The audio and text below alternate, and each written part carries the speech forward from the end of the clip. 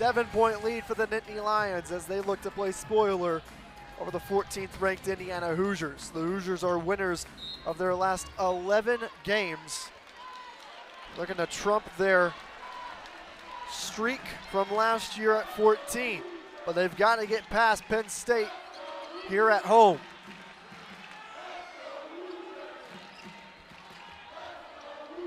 Campbell inside. Brigham looking to go to work again on Holmes. Can't hit it that time. Holmes got a touch on that one too. Scalia stops at the top of the free throw line. Kicks out, they work it inside. Holmes double team. Cross court pass. Parrish, the drive. Parrish, the finish. It's down to 5. Turnover. Indiana retakes possession. And that's a huge chance now for Indiana to try and gain a little bit of momentum. A 7-point deficit is nothing this early in the game. This is a quarter that Indiana historically have been strongest in. Pressure applied by Penn State again, loose at that. McKenna Marisa back into the ball game, guarding Chloe Moore McNeil right now. Dumps it off, Holmes. Can't hit that one. Ball tipped around. Parrish has the offensive board. Scalia working around the horn to Moore McNeil. The drive, the dish to Bargesser. Pressure. She'll attack. Parrish fakes. The drive. Parrish again.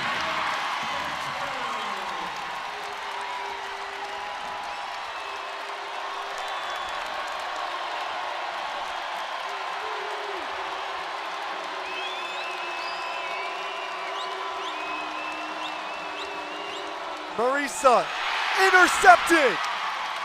Scalia driving. Can't finish. Ooh, that would have blown the roof off of Assembly Hall. Penn State looking to take advantage of this. Cabanas up, no good, but a foul. Foul goes against Bargesser. That's her second. And it will send Leilani Cabanas to the free throw line. That has brought the crowd back into this game for Indiana. It took a little bit for them to get back into it, but Terry Morin has said repeatedly that this crowd just brings them back into the game. They know this crowd, what their team needs and when they need it. Cabanas 0 for 2 from the free throw line so far. These are some crucial free throws if they want to continue to pull away from Indiana, and she can't hit that one off back iron. Shooting 70% from the line so far, the Madison, Wisconsin native, but struggling here in Assembly Hall. She goes 1 for 2. Tay Valladay back into the ball game, and Cabanas will have a seat. That was the first made free throw in 6 attempts for the Nittany Lions in this game. They just have not been able to hit when they've gotten to the charity stripe. 6-1 run by Indiana. 5 minutes to play in the third quarter, 46-42. These high-powered offenses have slowed down. Parrish hesitates and kicks it out to Holmes. Holmes to Scalia. Moore McNeil pressured, spin move, pulls it up. Can't rim it in. Nittany Lions back the other direction. Valladay the kick out. The drive by Oden. She stepped on the baseline. Another turnover. It's a 4-point ball game here in Bloomington as Penn State continues to look to knock off the 14th ranked Indiana Hoosiers here on Big Ten Plus. 30 seconds elapsed here in the second quarter of action. It still stays at 22-16. They're working around the perimeter to Ferguson. Ben, that is.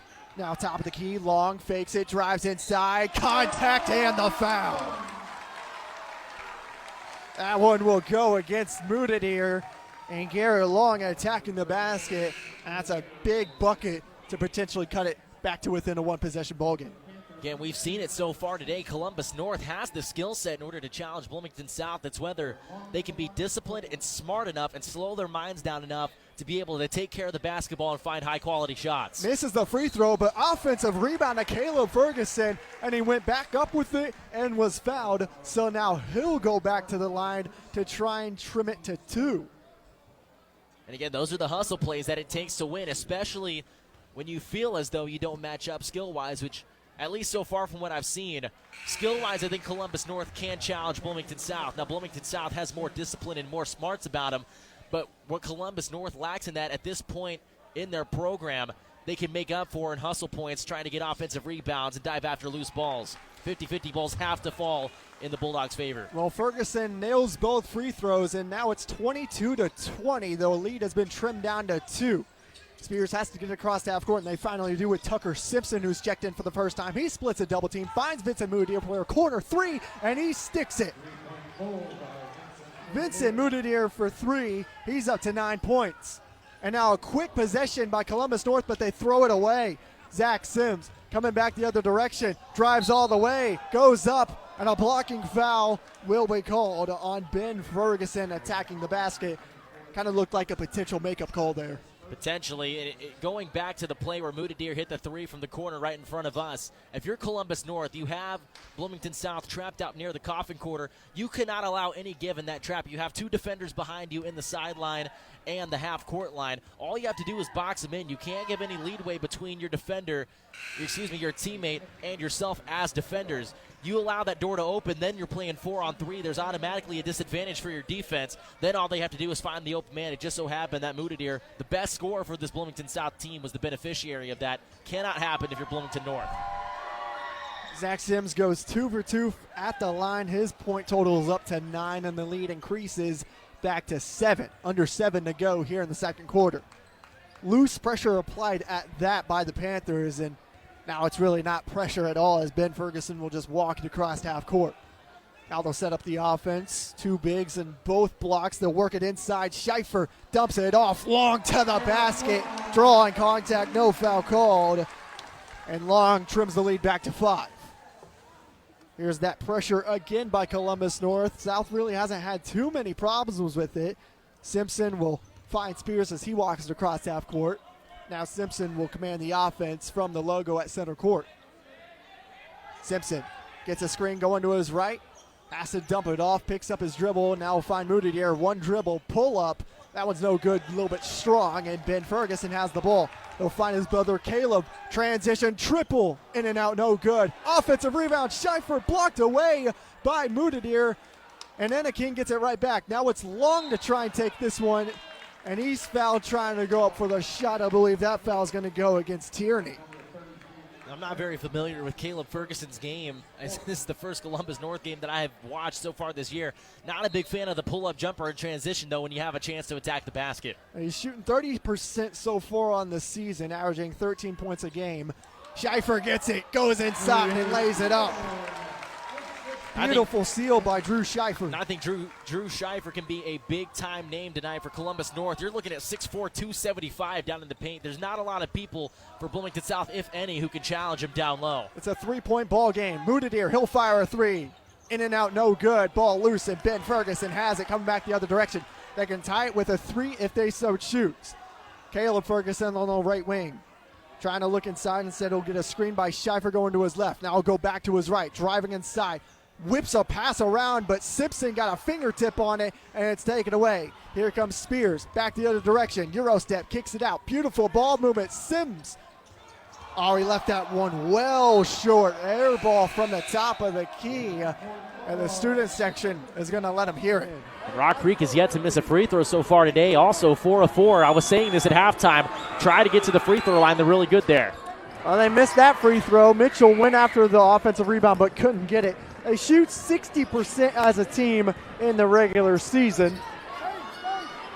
It's a 7-point game, 31-24. Here's David Cook, top of the key. He's going to work on Terrence Nord. Can't get that one to fall. And here comes Brown back the other direction. Brown looking to isolate, drives inside. That one's blocked away. Nate Doss met him at the summit. Renfro back the other direction, guarded closely by Brown. Trying to get around him. Gets a screen, going to his right. Blocked away by Mitchell. What a rejection, using that entire wingspan to his advantage. Again, you get around the first line of defense. You got to remember that Mitchell's going to be waiting down there in the paint. Again, athleticism combined with his physical capabilities make him such a dangerous opponent when it comes to paint defense. Zion Mitchell just waves off Nate Doss, begging him to shoot that. And here's Doss driving in on Golian. Might have gotten a piece of that by Zion Mitchell. Terrence Nord back the other direction, crossover, fires, and hits. That is a pro move by Terrence Nord. Lead down to 5, as close as it's been since the early moments of this game, Hayden Smith. 90 seconds, Renfro fires, can't answer. Yes, he does! He answers! Are you kidding me? I'm almost out of room on my stat sheet. Mitchell can't bank that one off back iron. Here comes Christian Academy back the other direction. 34-26. Renfro with the basketball. Trying to get a screen from Chansey. Gets around him. Drives inside. Dumps it off. Back outside to Renfro. Lost the basketball. It stays with Christian Academy. 5 3-pointers now on the day for Josh Renfro. Shooters touch. Shooters are going to shoot as you take a look at the top shot by Terrence Nord. But a big-time response for Joshua Renfro. Off the heel of the iron, was able to bounce off the front of the rim and back in. You know, sometimes it's just your night, and I think Josh Renfro is experiencing that right now. DeAndre Davey and Zach Clark checks in for the first time with 60 seconds to play. David Cook trying to drive in on Davey. Tries to dump it off, and it's taken away. Here comes Rock Creek back the other direction. Here's the drive by Taylor. Oh! And the foul!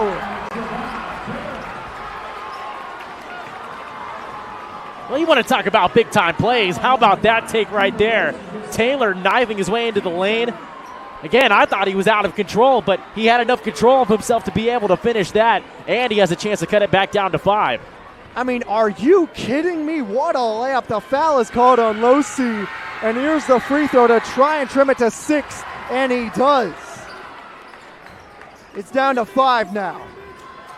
How you finish quarters is crucial. Rock Creek now going blow for blow with Christian Academy, but at some point they have to stop exchanging buckets. They have to find a way to get stops. Doss dishes it inside. Here's a mid-range J. Losi, that one's strong, no good. 40 seconds left. Rock Creek can hold for one if they want it.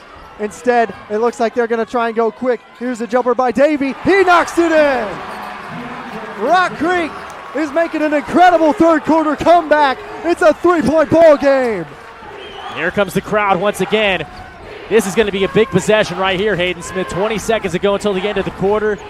And one of the most potent scorers in all of Southern Indiana with the basketball. It's a heated rivalry. Renfro looking to attack with 10. He's all over him. Brown, the drive, and he's fouled from behind. That won't be free throws just yet. Hayden Casey's trying to explain that he was in the shooting motion. They will send him to the free throw line. Foul goes against Kalon Brown. That's his second.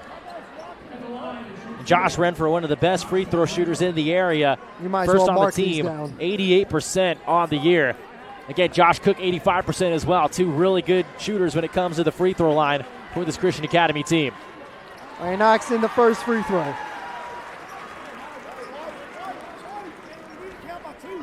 And there's not much out there that rattles this kid anymore. I remember playing against him as a freshman. Seemed as though he got rattled down the stretch of a couple of those games. Now you can tell that he's learned from those experiences. He's cool, calm, and collected, and knocks down 2 big free throws to extend the lead. He's got 12 points in this quarter alone. Mitchell fires a 3. Can't connect on that one, and the buzzer sounds. 36-31 our score after the third quarter of play. Boy, oh boy, has this been a fun one, and the fourth quarter will not disappoint. 8 minutes separate these two teams from a trip to the sectional title game. Rock Creek and Christian Academy one more time after this.